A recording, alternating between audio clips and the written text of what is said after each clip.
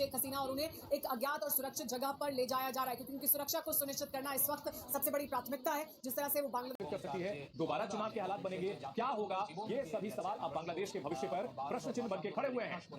बांग्लादेश से इस वक्त की बहुत बड़ी खबर, प्रधानमंत्री शेख हसीना वहां से बाहर निकल चुकी है मिलिट्री के हेलीकॉप्टर के जरिए, जिसकी तस्वीर हम आपको लगातार दिखा रहे हैं। काफी दूर से ये वीडियो बनाया गया है, लिहाजा बहुत ज्यादा क्लियर नहीं है। अपने चुनिंदा भरोसेमंद लोगों के साथ इसमें शेख हसीना बताया जा रहा है कि वहां से इसी हेलीकॉप्टर के जरिए बाहर निकल चुकी हैं। इन सब के बीच पीएम आवास पर प्रदर्शनकारियों का हमला किया गया है। हमारे साथ कई खास जी हेलो दोस्तों, उम्मीद है आप लोग ठीक होंगे। दोस्तों एक बहुत बड़ी डेवलपमेंट है इंटरनेशनल पॉलिटिक्स के अंदर, और वो ये है कि जो शेख हसीना वाजिद हैं वो उन्होंने इस्तीफ़ा दे दिया, वो मुल्क छोड़ गई हैं। सुनने में आया कि वो त्रिपुरा चली गई हैं, और ये डेवलपमेंट जो है वो जारी बात है एशिया के लिए, साउथ एशिया के लिए, हमारे खिते के लिए कोई इतनी अच्छी नहीं है। अब वो विश जो बांग्लादेश की आवाम है उनके लिए आइंदा के दिन बहुत अच्छे हों। बांग्लादेश की फ़ौज ने इक़्तिदार संभाल लिया है बांग्लादेश के अंदर।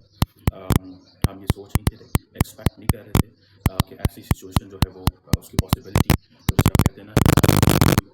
नमस्कार दोस्तों, मेरा नाम है विश्वनाथ।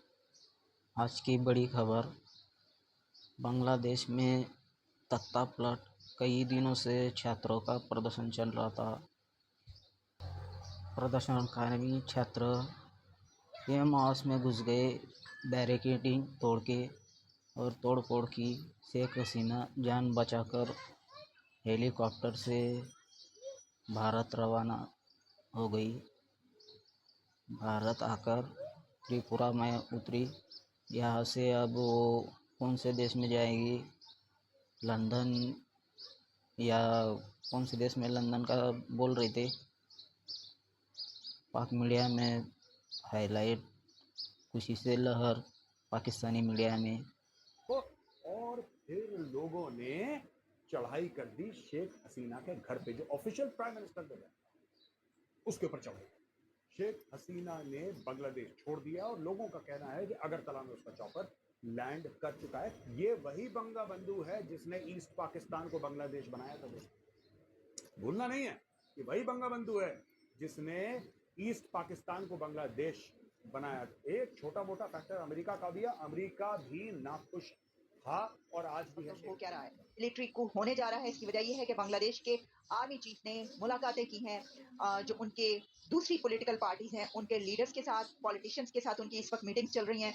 कहा यह जा रहा है कि तारीख का, स्टूडेंट्स और यूथ का ये एक सबसे बड़ा प्रोटेस्ट था, जो ऐसा प्रोटेस्ट आज तक देखने को नहीं मिला कि स्टूडेंट्स और जो यूथ है वो ऐसा प्रोटेस्ट करे।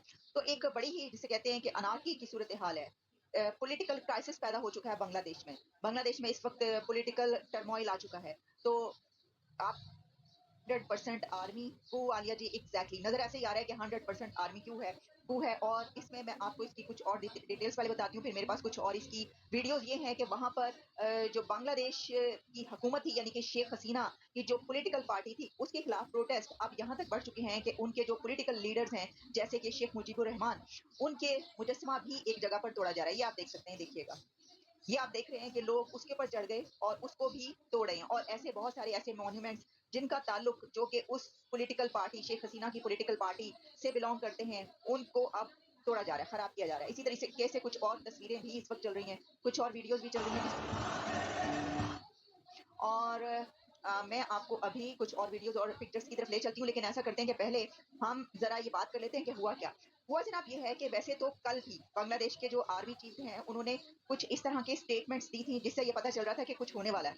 अच्छा, उसमें हुआ क्या कि जो बांग्लादेश के वैसे तो इस वक्त क्या वो जो खिताब करेंगे उसमें हमें पता चलेगा कि वो क्या कहेंगे, लेकिन जो इस वक्त वो कर रहे हैं वो ये है कि आर्मी चीफ, बांग्लादेश के chief of army staff general Wakaruzzaman इस वक्त इस वाकयातों या तारीख का हिस्सा बन जाते हैं। ठीक है जी, ये रिकॉर्ड का हिस्सा बन जाते हैं इससे पहले, क्योंकि हमें जो है इसकी बड़ी प्रैक्टिस है। और वो इस तरीके से कि पाकिस्तान में कई एक कू होते रहे, लेकिन जो हमने देखा कि मुशर्रफ वाला और नवाज शरीफ वाला जो आखिरी कू हुआ, तो उसमें इसी तरीके से जो फौज थी वो जब एंटर हुई तो उसने सबसे पहले radio Pakistan, television, Pakistan television और इन सब बिल्डिंग्स में दाखिल होकर फौजी उन सबको अपने कब्जे में ले लेते हैं, अपने कंट्रोल में कर लेते हैं। इंडियंस को इसका अंदाजा नहीं होगा, उनको इसकी प्रैक्टिस नहीं है और ना ही कभी होगी और ना ही कभी हुई है। ठीक है जी, क्या बात है उनकी डेमोक्रेसी। तो ये जमहूरियत जो है ये सिर्फ चंद ही कंट्रीज में पनपती है और पनप रही है, हम देख रहे हैं। बाकी कंट्रीज जो हैं वो देखें कि किस सिचुएशन में है इस वक्त। तो सबसे पहले जब coup होता है तो जो अहम इमारतें होती हैं, बिल्डिंग्स होती हैं, गवर्नमेंटल बिल्डिंग्स होती हैं, उनके ऊपर कब्जा किया जाता है। वहां से जो एंकर्स बोल रहे होते हैं उनको रोक दिया जाता है, उनको ये कहा जाता है आप नहीं देंगे, फिर उनको पर्चा दिया जाता है कि आप ये करेंगे, फिर ये वहाँ बाद का क्राइसिस पैदा हो जाता है, जो लोग होते हैं वो बात नहीं भी मानते, काफी कुछ होता है। तो इस वक्त हमें ये क्या क्या हुआ ये तो अभी हमें आगे वीडियो अच्छा लगे तो शेयर, सब्सक्राइब, लाइक ज़रूर कर देना।